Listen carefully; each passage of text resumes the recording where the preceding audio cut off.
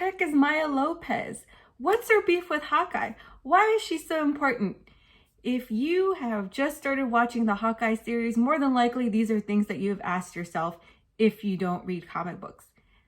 Hey everybody, it's your girl, TheKrystalMethod, and I'm here to give you a quick little breakdown of exactly who Maya Lopez, aka Echo, is. Now, if you haven't watched the Hawkeye series yet, at least episodes 1 through 3, this is a character that was introduced at the end of episode 2. Disclaimer, if you haven't watched at least the first 2 episodes of Hawkeye, I might be spoiling some things as far as this character is concerned. So again, watch with caution. So I'm not going to sit here and lie to you and say that, oh my gosh, I've been a fan of Maya for a long time. To be honest, I just found out about who Maya was earlier this year. And this was before I even knew that she was going to be in the Hawkeye series. I actually brought out the book. I was first introduced to her here in Earth's Mightiest Heroes, the Avengers series, issue number 44. So in this story arc, the Phoenix is taking over the Avengers, trying to find a new host.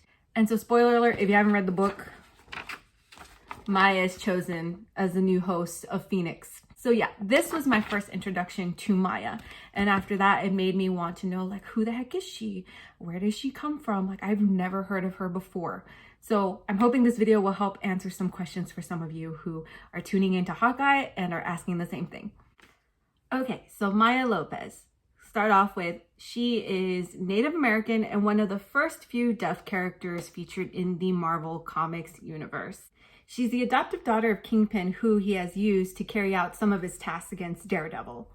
In the Marvel Cinematic Universe, she is played by Native American actress Alaqua Cox, who is also deaf in real life, just like her character. She first appeared in Daredevil number 9 in 1999. She was created by writer David Mack and artist Joe Quesada.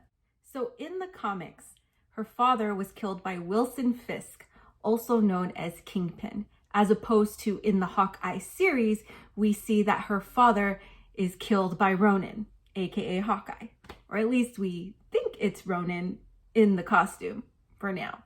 In the comics, her dad's last dying wish was for Kingpin to raise Maya as his own daughter. Maya's special ability is that she can perfectly copy other people's movements, similar to that of another character we saw recently in the Black Widow movie, the Taskmaster. She can also read lips. However, it can be a little bit difficult for her for heroes or even villains that have masks on. We already got a little bit of this in the Hawkeye series. There's been a lot of focus of her reading lips and also using American Sign Language. Now, as I mentioned earlier, as Thunderbird, Maya gains the Phoenix Force's abilities. So she not only gains the ability for telepathy, she gains flight, she gains superhuman strength, and the ability to produce fire, just like the Phoenix. So what is Maya's connection to Hawkeye? In the comics, she takes on the mantle of Ronin for a little bit. And then later it's revealed that the real Ronin was actually Hawkeye. In the series, we still don't know what her connection to Hawkeye is, but it seems that they are familiar with one another. Is she going to remain being the bad guy in the Tracksuit Mafia? We don't know. Eventually she does turn and it becomes good in the comics. So I'm thinking that is what eventually is going to happen in the Hawkeye series. She's going to turn for the better and eventually align herself with Hawkeye. Now in the comics, she does have a lot of run-ins with the Avengers, including a romantic relationship with Clint, which I don't think that's going to happen in the series, but and to be honest, it was more like a one-night stand. It was more like a one-nighter. Nothing really serious, but still. Ugh. So far in the Marvel Cinematic Universe, we've explored concepts like the multiverse, even threats from outer space. They haven't really tackled on organized crime. So I'm wondering if Maya is going to be the link to start introducing organized crime into the MCU. We're kind of already getting a little taste of it from Sharon Carter at the end of Falcon and the Winter Soldier, and even bits of it in Shang-Chi with Xu Xiaoling when she takes over her dad's organization. And yes, there's other organizations like Hydra, but they never really delved into it with the way series like, I'm going to bring this in because it's wishful thinking, and it's not really wishful thinking at this point. I think it is going to happen.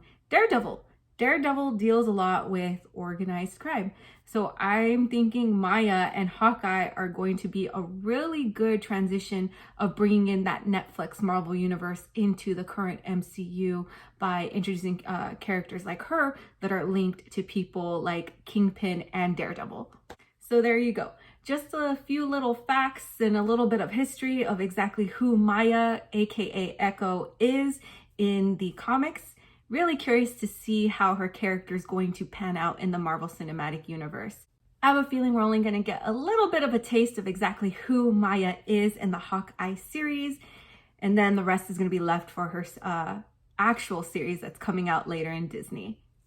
Once again, thank you so much for watching. I hope this helped you or someone out there that wanted some more information or a little bit history on who Maya is.